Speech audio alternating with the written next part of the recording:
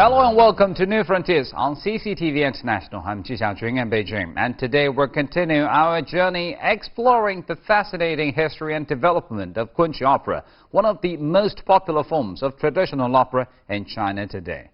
Kunqu opera can trace its origins back to the Ming Dynasty about 600 years ago, and a small town south of the Yangtze called Kunshan.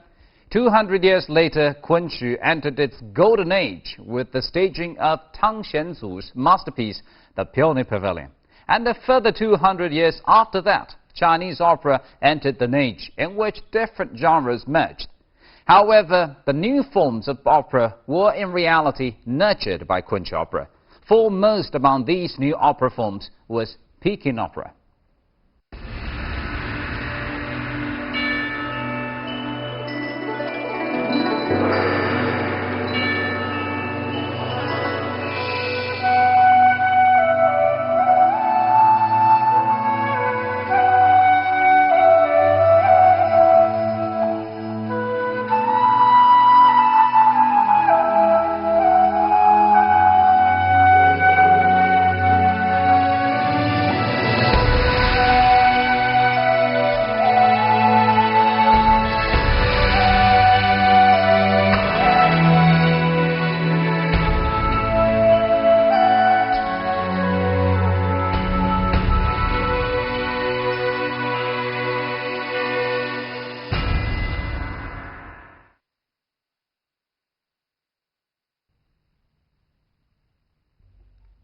Mei Lanfang was a master Peking opera performer, but his career was closely related to Kunqu.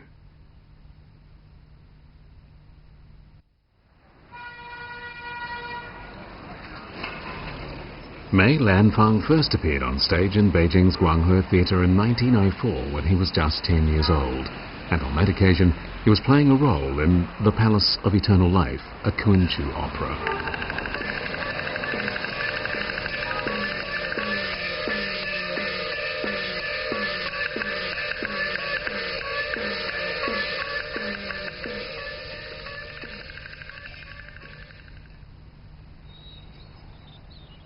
However, his systematic study of Kunqu began after he had made substantial progress in his career. Beginning from 1914, he learned and played roles in 30 or so Kunqu highlights.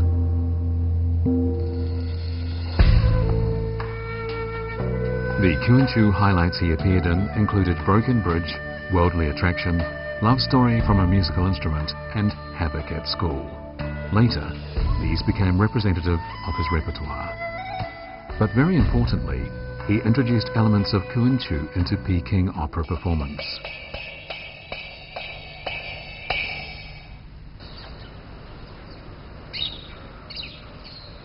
Mei Lanfang had a deep understanding of Kunqu. 梅大师生前说的，学了昆曲以后，咱们在演京剧就得心应手了。你要再排什么《洛神》了，排什么《太神外传》了，那你太阔了。你这个身段你怎么用，只要你合适，你怎么用都是好看的。Acting is just one area in which Peking opera benefited from Kunqu. Of the Peking operas performed today, many were adapted from Kunqu.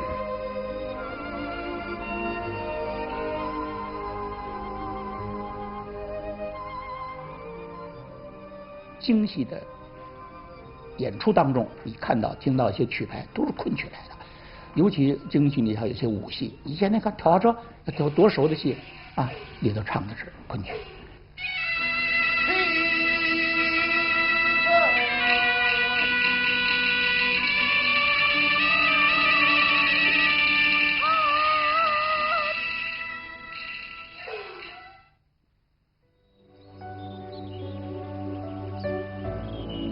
The magic of Chinese opera has come down to the present day by being passed by the performers of one generation to another, thus surviving the erosion caused by dynastic change.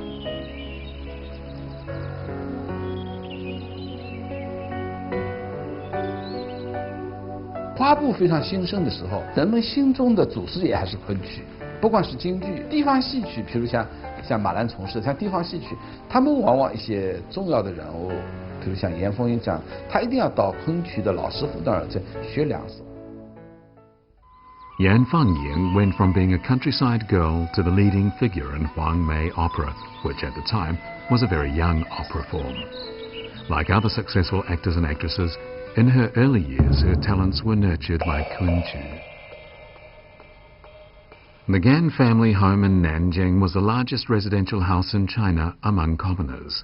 Before the liberation, its owner was Gan Gongsan, a well-known Kunqu master known as the King of the Flute in South China. Back in those years, his house saw many Kunqu events, often with people singing without musical accompaniment. In the 1940s, when Yan Fengying was going through a very hard time, she met Gan Lujie, 4th son of the Gan family, and he introduced her to his father. 干老啊，好像有那么好的演员，我都不相信，就把他找去看看。他嗓子很好，唱了一出以后，学了2句，唱了一出，你觉得嗓子挺好，我外公就发现他了，就叫他跟他儿子干律师啦，还有这个女儿啊，就跟他说昆曲。开始吧。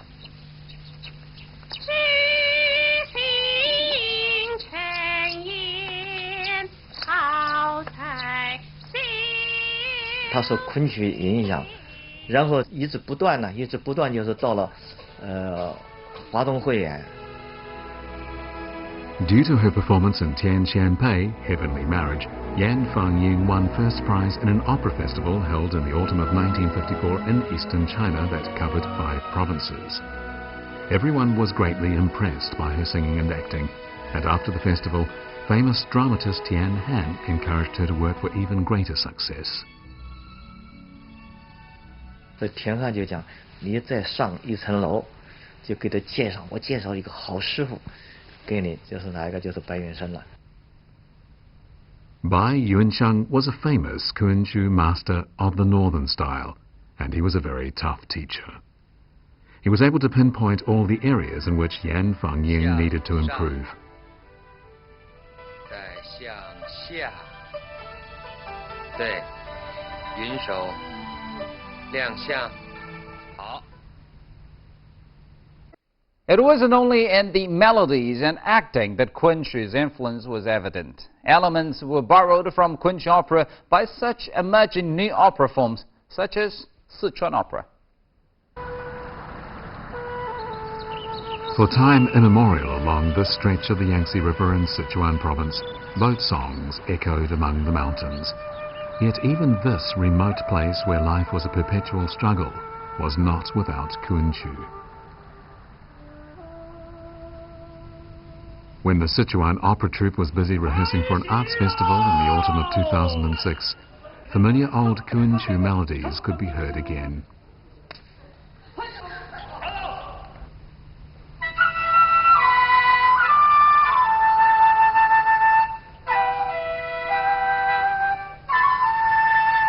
There are 5 singing styles in Sichuan opera, Kun, Gao, Hu, Tan and Dong, but Kun is the dominant one. This song, featuring a typical Kunqu melody, comes from a drama named Yi Dan Da, Courage and Boldness, and it's a melody that frequently appears in Sichuan opera.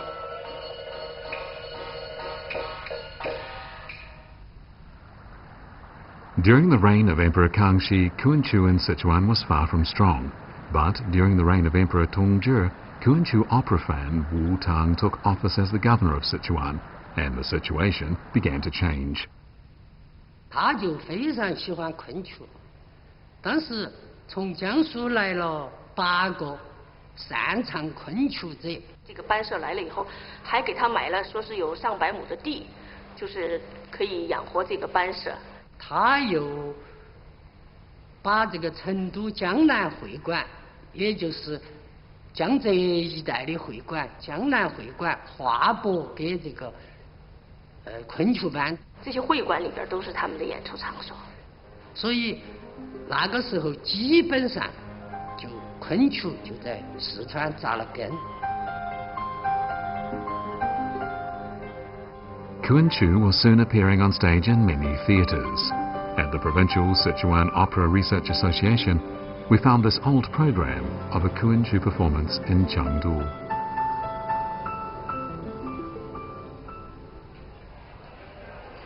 Yulai Tea House was the place where San Qing, the largest Sichuan opera troupe, performed in the late years of the Qing dynasty, at a time when Kunqu was already in decline and was having to share the stage with other forms.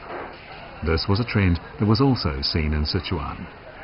Here in this place, Kunqu highlights were seen on the same stage with Sichuan opera, and the latter absorbed a great deal from Kunqu.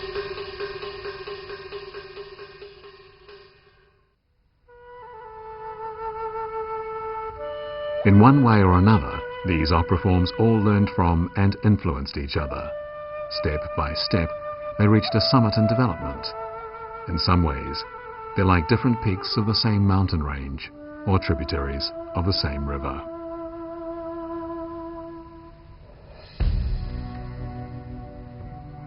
Kunqu 是一所永恒的学校，你知道吗？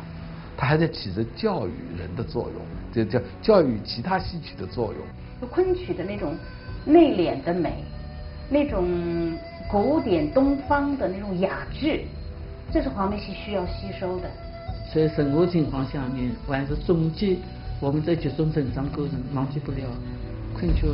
实际上，它是给京剧输送了多少营养，它的基本的这种通过课程里的这种营养题材来丰富你京剧的表演。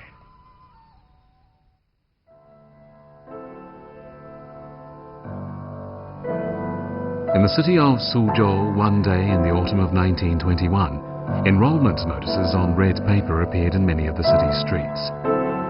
However, they were not for the usual type of school, but for a special one, a Kunqu workshop, where tuition, board and lodgings would be free. In due course, this Kunqu workshop admitted some 40 students, all of them from poor families.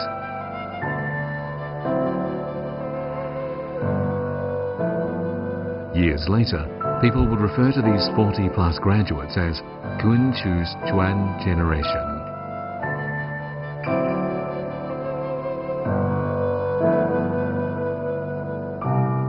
One member of this group was Ni Chuan Ye, who is now 99 years old. All of his